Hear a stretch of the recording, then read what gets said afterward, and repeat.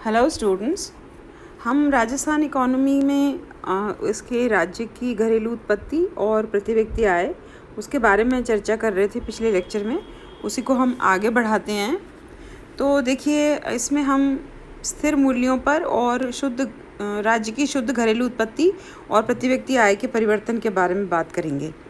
स्थिर मूल्यों का मैंने आपको बताया था कि जब हम स्थिर मूल्यों का अर्थ होता है किसी पर्टिकुलर कोई नॉर्मल ईयर का जो विशेष ईयर जो स्टेट डिसाइड करता है उसको एक आधार वर्ष मानकर उसके आधार पर उसी के प्राइसेस के आधार पर जो कंटेम्प्रेरी ईयर्स होते हैं उनकी जो NSDP है उसको निकाला जाता है। तो उसको हम स्थिर मूल्यों पर NSDP या स्टेट डोमेस्टिक प्रोडक्ट कहते हैं।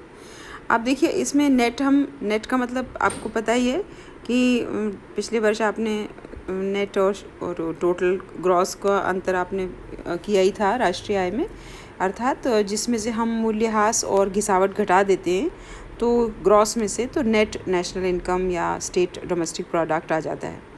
अब देखिए, 2011-12 में 3,96,960 इस प्रकार से ये फिर 4,10,000, फिर 4,35,000, फिर 4,61,000, फिर 4,90,000 इस प्रकार से शुद्ध घरेलू उत्पत्ति की वृद्धि हुई।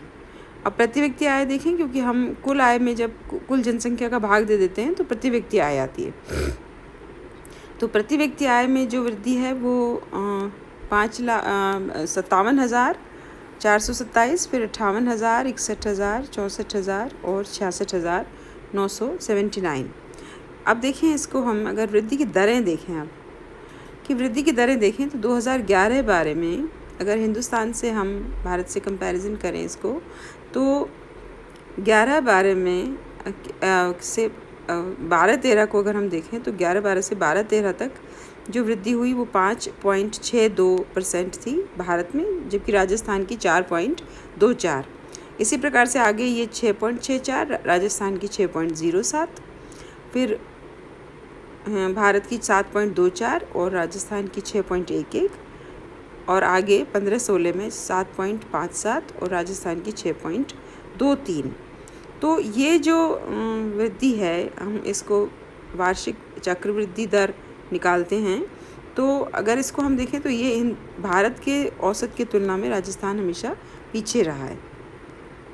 अब क्षेत्रवार जो मैंने बताया आपको, जो राष्ट्रीय ये किसी भी स्टेट का डोमेस्टिक प्रोडक्ट जो हम असेसमेंट करते हैं उसमें क्षेत्रवार बहुत महत्व रखता है कि वहाँ कौन कौन से क्षेत्रों का कितना कितना योगदान रहा। तो स्टेट डोमेस्टिक प्रोडक्ट में कृषि का योगदान 2011-12 से हम अगर तुलना करें तो 11-12 में कृषि 28.5%, 14-15 में कृषि घट करके हुई 26.4%, और 15-16 में ये घट करके हो गई 24.07%। तो कृषि के योगदान का घटना हमेशा उत्साहवर्धक माना जाता है, क्योंकि इसका अर्थ ये है कि अन्य क्षेत्र और तेज़ी से आगे बढ़ रहे हैं। कृषि तो देखिए प्राथमिक क्षेत्र है, तो कृषि का उत्पादन बढ़ना और कृषि का इस NSDP में उसका जो योगदान है वो कम होना, यही उसकी वृद्धि का सूचक होता है। उद्योग धंधे पहले 32%, फिर 30 और फिर 30। सेवा क्षेत्र जो है वो पहले 38, फिर 43.11, फिर 45.42।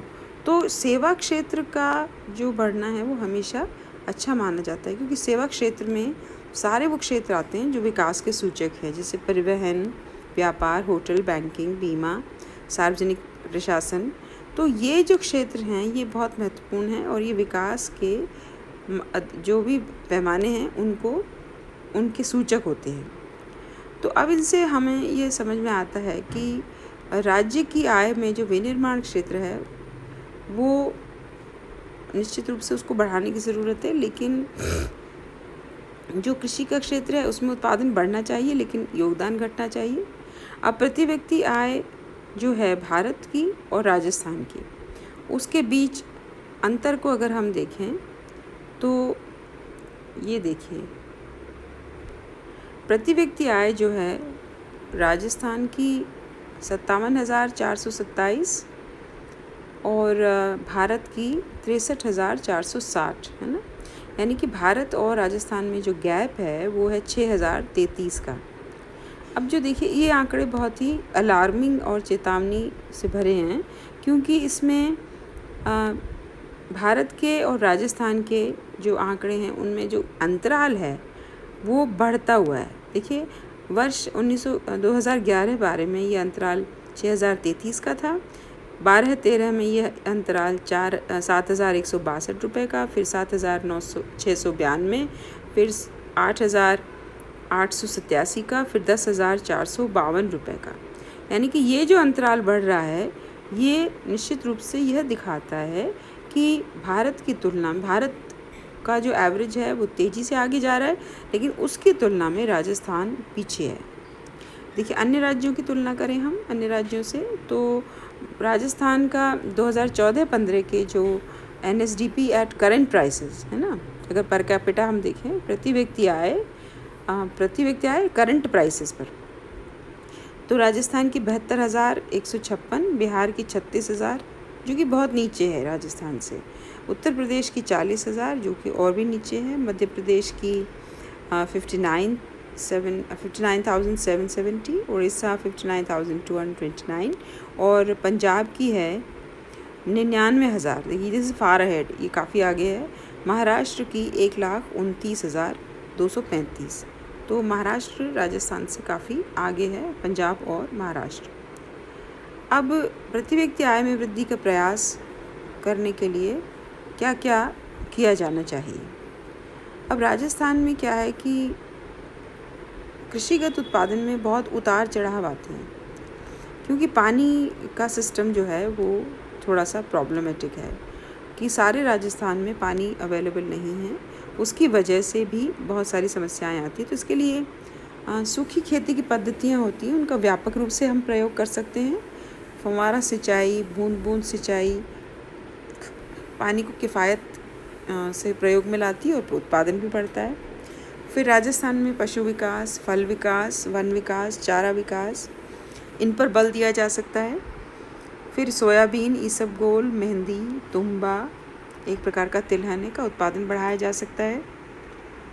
उद्योग और खनन में राजस्थान में काफ़ी इसमें प्रयोग किए जा सकते हैं, जैसे यहाँ बहुत सीमेंट और मार्बल, ग्रेनाइट इत्यादि मिलता है। खाद्य तेल, वनस्पति तेल, इलेक्ट्रॉनिक्स, तो इनको बढ़ाने के लिए सर्टेन तरीके के सिस्टम डेवलप किए जा सकते हैं इंडस्ट्रियल एरियाज़ में, और ज़्यादा फाइनेंशियल और अन्य सुविधाओं को बढ़ाया जा सकता है। औद्योगिक विकास के लिए कंपनियों को अट्रैक्ट किया जा सकता है। ग्रामीण उद्योग और कुटीर उद्योग, इन सब का विकास किया जा सकता है। उसी तरह से सेवा क्षेत्र में शिक्षा, चिकित्सा, जलपूर्ति, परिवहन, बैंकिंग आदि के विकास और सामाजिक सेवाओं का, आधारभूत सुविधाओं का विकास किया जा सकता है। लेकिन राजस्थान जो है वो एक पहले पिछड़ा हुआ राज्य था, लेकिन अभी फिर भी काफ़ी इस तरह से वो उसमें काफ़ी परिवर्तन आ रहे हैं और चीज़ें बेटर होने लगी हैं, है ना। तो पिछले वर्ष की तुलना में अगर हम वृद्धि की दरें देखें तो पिछले वर्ष की तुलना में हर वर्ष की वृद्धि दर है, तो 12-13 में वृद्धि हुई 4.24% की दर से, फिर 13-14 में 6.07, फिर 6.11 और फिर 6.23, यानी हर साल वृद्धि की दर बढ़ी है ना। और अगर हम सूचकांकों को देखें तो सूचकांकों में देखें तो इसमें 104.24, 106, 106.23, तो इसमें भी वृद्धि हुई है। इस प्रकार से राजस्थान में वृद्धि सभी क्षेत्रों में वृद्धि हुई है, लेकिन फिर भी राज्य के भारत के मुकाबले कम है ना। अब इसके कुछ प्रश्न हैं, उनको आप देख सकते हैं। ये प्रश्न है, इधर प्रश्न है, ये असाइनमेंट के रूप में आप इसको कर सकते हैं। ठीक है, थैंक यू बच्चों।